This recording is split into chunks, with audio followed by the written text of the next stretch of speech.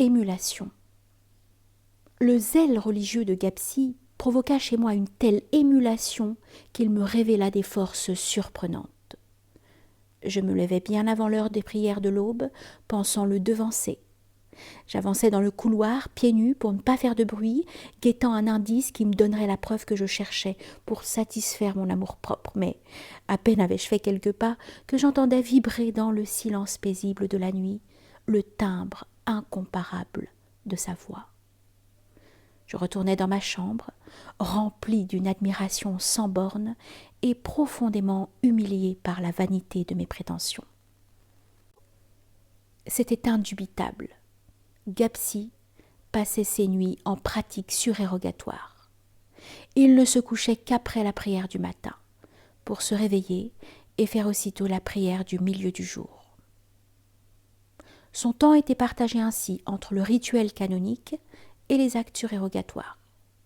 Il observait une sorte d'économie, un dosage des paroles, de la nourriture et du sommeil.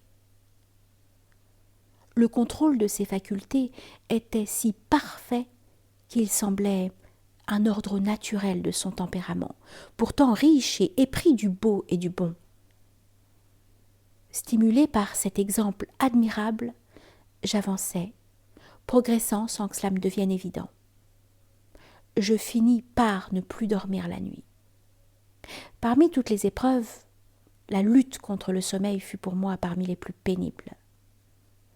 Une nuit, lassé de mes vains efforts pour éloigner le sommeil, je me levai, mon chapelet à la main, ouvris la fenêtre et sortis sur le balcon. Il y avait 8 mètres de long.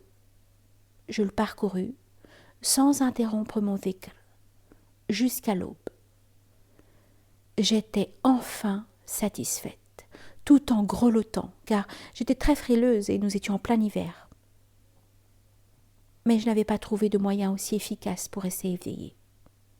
C'est ainsi que je parvins, après un certain temps, à maîtriser totalement le sommeil.